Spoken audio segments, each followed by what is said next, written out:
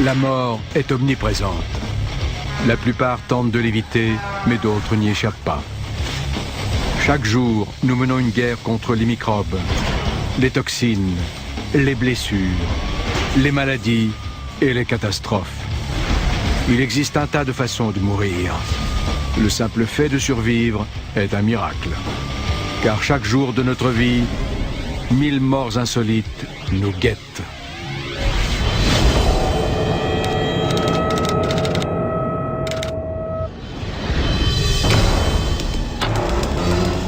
On comprend aisément d'où vient le surnom de Ed. Roule plus vite, crétin! Ed l'énervé. Bon Dieu! Même détendu, Ed bouillonne sans cesse. La moindre contrariété peut rendre Ed furieux. À l'atelier où il travaille, les colères de Ed font rire ses collègues. Mais son chef, lui, n'a plus envie de rire. T'es viré! Les gens qui sont consumés par autant de colère sont parfois très rancuniers et manipulateurs. Ils cherchent sans cesse des moyens de se venger des gens. Son renvoi change Ed en véritable missile, guidé par sa seule colère.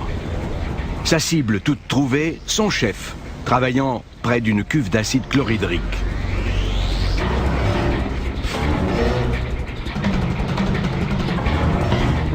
Ed s'attaque à son chef et finit immergé dans un bain d'acide chlorhydrique. Une personne qui tomberait dans une cuve d'acide chlorhydrique subirait, j'en suis sûr, une mort atrocement douloureuse, parce qu'il subirait des brûlures simultanément sur la totalité de son corps.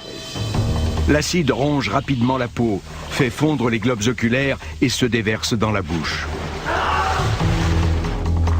Une fois dans le corps, l'acide détruit les organes vitaux en quelques secondes.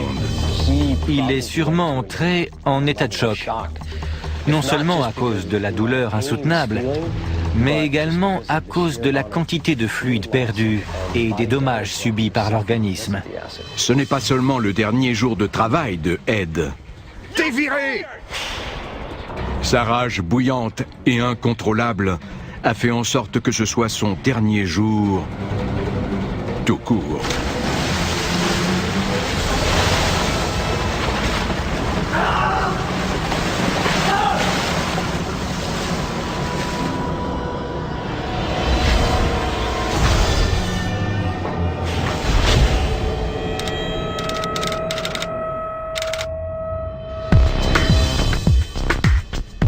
Ses jolies jambes ont défilé sur les podiums du monde entier.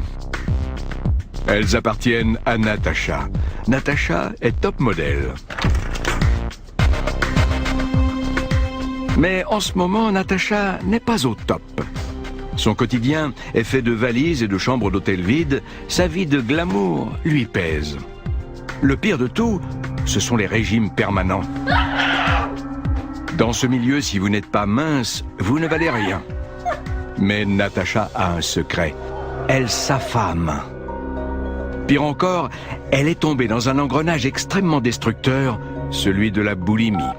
Service d'étage? Le service d'étage? Oui, que désirez-vous commander? Tout. La boulimie est un trouble neurologique et psychologique dont les conséquences physiques sont très lourdes.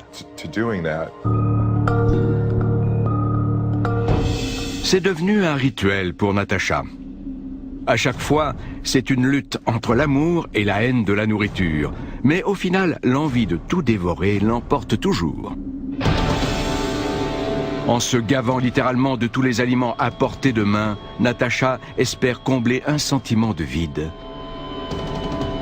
Mais comme elle a peur de grossir, Natasha compte bien ne rien digérer. Un estomac normal a une contenance d'environ 9 décilitres. À partir de 4 à 5 litres, l'estomac atteint ses capacités maximales. Au-delà, on risque tout bonnement l'explosion. Avant que Natasha n'ait le temps de mettre ses doigts au fond de sa gorge pour se faire vomir, la spirale infernale prend fin brutalement.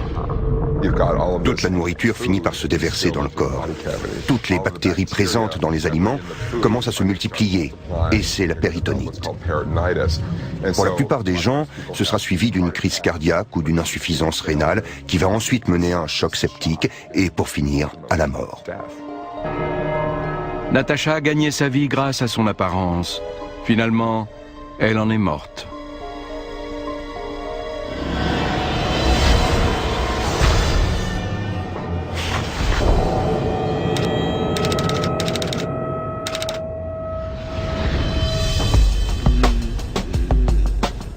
Phil Harton est un consommateur de porno à plein temps.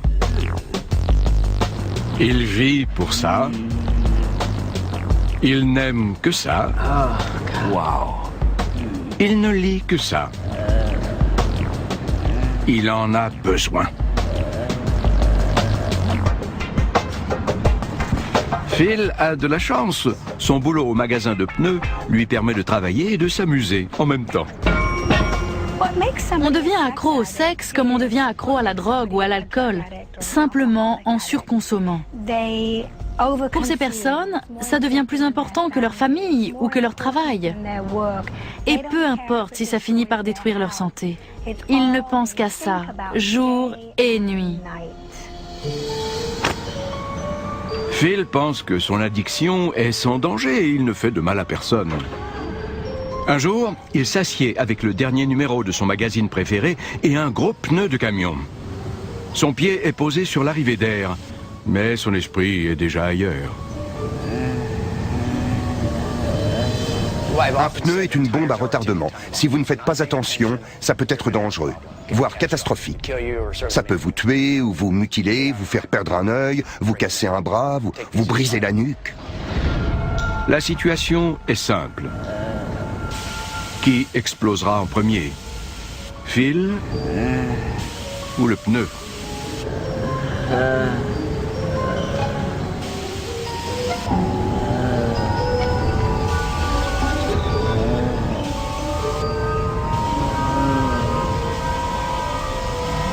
Le pneu et la jante en acier explosent simultanément, envoyant un lourd débris se loger dans la tête de Phil qui se trouvait à moins d'1 mètre. La force d'un gros morceau de pneu projeté à la tête peut être suffisamment grande pour causer un traumatisme au cerveau. Dans ce cas précis, des éclats ont carrément traversé son crâne et ont directement endommagé son cerveau. Cela peut entraîner un choc neurogène et la mort. Vous savez ce qu'on dit? Le porno, c'est mauvais.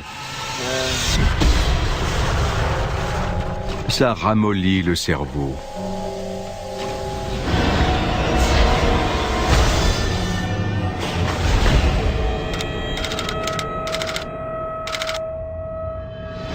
Je bois un peu de vin pour me calmer. Qui se souvient de l'époque où le médecin venait à domicile? Pas grand monde. Je n'ai jamais fait ça. Ça va aller. D'accord. Si Debbie a fait venir cet homme, c'est que, d'une part, il n'est pas vraiment médecin, et que d'autre part, elle est désespérée. C'est une grosse aiguille. Mais non. Son problème, les rides. Parfait. Mais ce charlatan a le remède. Du Botox. Le Botox est de la toxine botulique qui provoque une paralysie. On injecte cette toxine dans certaines zones du visage ou du corps pour faire disparaître les rides. Cela fonctionne en paralysant le muscle. Quand le muscle ne peut plus se contracter, la ride disparaît. Ne bougez pas. Le faux médecin gagne bien sa vie aux dépens de quarantenaires peu sûrs d'elle en leur faisant des injections de Botox de contrebande. Ne bougez pas. C'est facile à faire et les clientes paient toujours en liquide. Debbie l'ignore, mais elle vient de signer son arrêt de mort. Bon, Ok. désolée. Merci. Le charlatan s'est procuré un lot de Botox de très mauvaise qualité. Il vient de lui injecter de la toxine botulique pure dans la tête. Ça ne va pas du tout. La douleur et l'engourdissement se répandent dans tout son corps. Debbie pense qu'une petite baignade la détendra. Si on se fait traiter par un non-professionnel et que la toxine se retrouve là où il ne faut pas, comme dans un nerf par exemple, on peut être atteint de paralysie faciale, comme si on avait subi une attaque. Si la toxine s'infiltre dans les artères ou les veines, la toxine peut circuler partout dans le corps et pénétrer dans les poumons et le cœur. Elle provoque alors la paralysie de ces organes. On ne peut plus respirer, le cœur cesse de battre et on meurt de botulisme. Debbie est impuissante. Son corps est complètement paralysé par la toxine. Pétrifiée et terrifiée, elle sombre sous la surface et se noie. À ses funérailles, ses amis l'ont trouvée plus belle que jamais.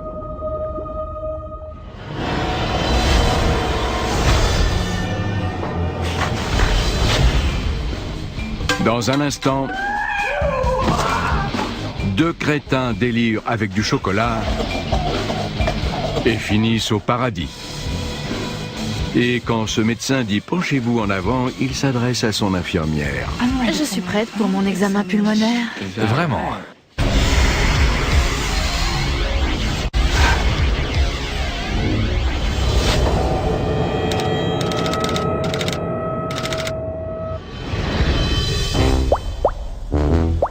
Si le bonheur est dans l'ignorance, Carl et Lenny sont les plus heureux des hommes.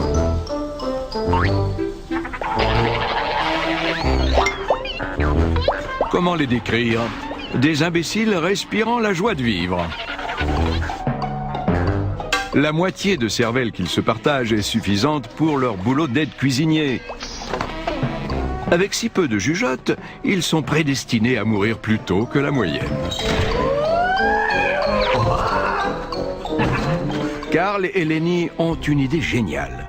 2 sacs de poudre de cacao et le combat peut commencer.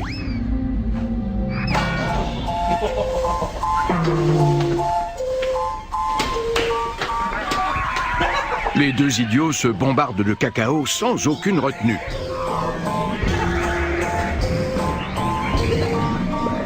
Si Carl et Lenny étaient un peu moins stupides, ils s'arrêteraient en comprenant qu'ils sont en train de suffoquer dans l'air chargé de poudre. Ils sauraient que leurs poumons sont munis de ce qu'on appelle des alvéoles et que si celles-ci se remplissent d'une fine poudre, il devient impossible de respirer. S'ils étaient moins stupides, ils comprendraient qu'ils ne sont pas en train de s'amuser, mais d'agoniser. C'est un excellent exemple tout à fait classique, illustrant le darwinisme social. Si on a la combinaison parfaite d'un bon sens défaillant et d'une certaine prédisposition génétique, on peut se retrouver dans une situation où le chocolat peut devenir mortel.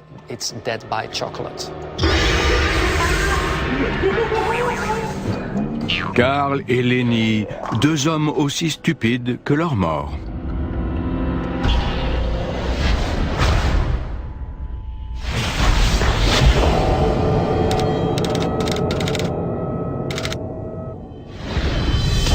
Le docteur McMahon est demandé aux urgences, le docteur McMahon. Vous n'avez jamais remarqué, dans les hôpitaux, on a toujours la sensation bizarre que des gens s'envoient en l'air. Et qu'est-ce que j'examine aujourd'hui? Absolument tout. C'est parce que c'est le cas. Le docteur Montagno, par exemple. Je sens un rythme cardiaque élevé. Lui et son infirmière passent leur journée à ça, parfois interrompu par un patient agaçant. Docteur Montagno, votre patient vous attend. Oh, c'est toujours pareil. Tournez la tête vers moi. De ce côté? Monsieur O'Brien est là pour une radiographie. Ça fait mal? Pas du tout, ce ne sera pas long. Je reviens tout de suite. D'accord. Mais cela ne suffit pas à refroidir les ardeurs d'un personnel médical au sang chaud. Mais qu'est-ce que... Eh oh, vous me voyez? C'est tout simplement le paradis du voyeur. Ça a l'air sympa de travailler ici. Ah ouais? Monsieur O'Brien est tout émoustillé. Oh, ouais, allez, prenez-la contre le mur. Ouais, parfait. Le problème, c'est la machine à rayons X. Le sublime arrière-train de l'infirmière appuie sur le bouton, déclenchant la radiographie. Un bombardement continuel du cerveau par des rayons X est déconseillé. Fortement déconseillé. Pendant 20 minutes, le cerveau de M. O'Brien est comme un œuf dans une poêle en train de frire. En exposant une personne à des radiations continues pendant 20 à 30 minutes, en extrapolant les dosages, ça équivaut à 2 vies complètes de radiation. C'est un niveau de radiation tout à fait équivalent à celui qu'ont subi les habitants d'Hiroshima après l'explosion de la bombe atomique.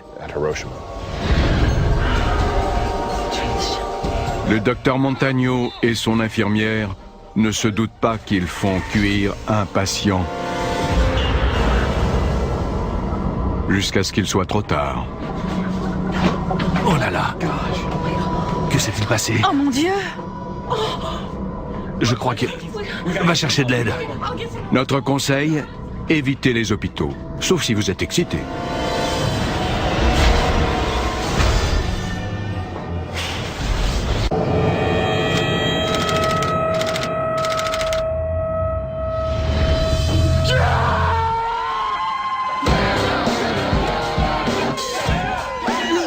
Que fait un joueur de football américain de 115 kilos dans une des meilleures équipes universitaires de la ville? Il s'éclate comme s'il était le roi du campus, tout simplement.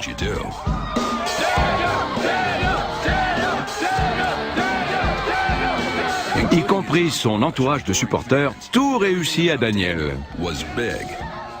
C'est la vedette sur le terrain. Il fait fureur auprès des filles. Et tous les garçons l'admirent. Un sans faute. Mais suite à des incidents, l'entraîneur de Daniel décide d'une période de probation. À la moindre nouvelle frasque alcoolisée, il réintégrera son ancienne fac. Il est donc particulièrement déplorable que l'excès d'alcool et de testostérone le pousse à jeter du toit tous les objets qui s'y trouvent, faisant ainsi l'étalage de sa virilité. C'est vraiment triste d'entendre une histoire pareille. Il était à l'université, il était populaire, ses parents nourrissaient probablement de grands espoirs pour sa carrière, et il meurt d'une manière tout à fait absurde. Ça donne vraiment un terrible sentiment de gâchis. La police est en route, et si Daniel se fait pincer, il peut dire adieu à sa carrière sportive. Alors Daniel fait ce qu'il fait de mieux, courir.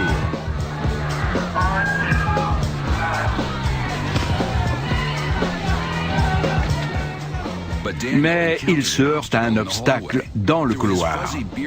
À travers les buées d'alcool, il aperçoit un homme se dirigeant vers lui, l'air menaçant. Instinctivement, Daniel décide alors de charger son adversaire et de sauver ainsi sa place au sein de l'équipe.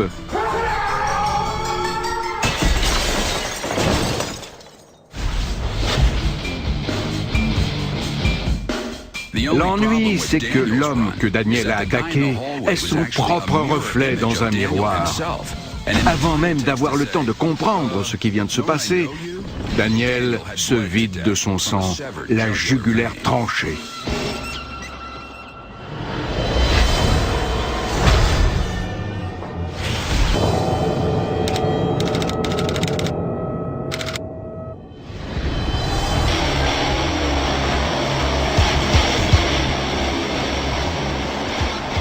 Mike Isley, un pilote de stock-car, vient de débuter une course de 150 tours quand son pire cauchemar se produit, un impact suivi d'un incendie. J'ai vu de la fumée devant moi, j'ai freiné, et ma femme et ma fille m'ont dit par radio, accident, virage 1. Les deux voitures devant Mike se heurtent à près de 160 km/h, perçant leur réservoir et déversant de l'essence partout. En quelques secondes, Mike est pris au piège dans les flammes. L'équipe d'urgence n'est munie que d'extincteurs manuels qui ne font pas le poids face au mur de flammes qui grandit. Oh mon Dieu! Éteignez ça! Sous les yeux de la foule horrifiée, Mike Isley, devenu une torche humaine, émerge du brasier infernal. Oh non! L'équipe d'urgence vide ses extincteurs, mais rien n'y fait. Mike brûle toujours. Mike se roule au sol pour tenter d'éteindre les flammes, mais ce faisant, il s'imbibe du carburant répandu sur la piste. S'il vous plaît, non! J'arrivais pas à croire que personne ne puisse éteindre le feu. J'ai ouvert les yeux, j'ai regardé autour de moi et je voyais les gens courir en s'éloignant. J'ai pris une grande inspiration, je me suis agenouillé et j'ai attendu la mort. Bon sang! Mike brûle depuis 45 interminables secondes. Sa combinaison inifugée est conçue pour résister 20 secondes. L'équipe d'urgence revient à la charge avec de nouveaux extincteurs. Daniel vient de passer 1 minute et demie dévoré par les flammes de la tête aux pieds. Le feu est enfin éteint. À la grande surprise des spectateurs, Mike est vivant. Il souffre de brûlures au 3e degré sur 45% de son corps. Il est vivant, mais la mort n'a pas encore dit son dernier mot. Je suis mort à 2 reprises dans l'ambulance qui m'emmenait vers l'hôpital Madigan. Et je suis mort encore une fois après mon arrivée. On a eu recours 3 fois au défibrillateur pour relancer mon cœur. Peu de gens meurent 3 fois pour finalement survivre et en témoigner. J'en ai conclu qu'il est facile de mourir. Le plus difficile, c'est de vivre. Il est mort, c'est sûr.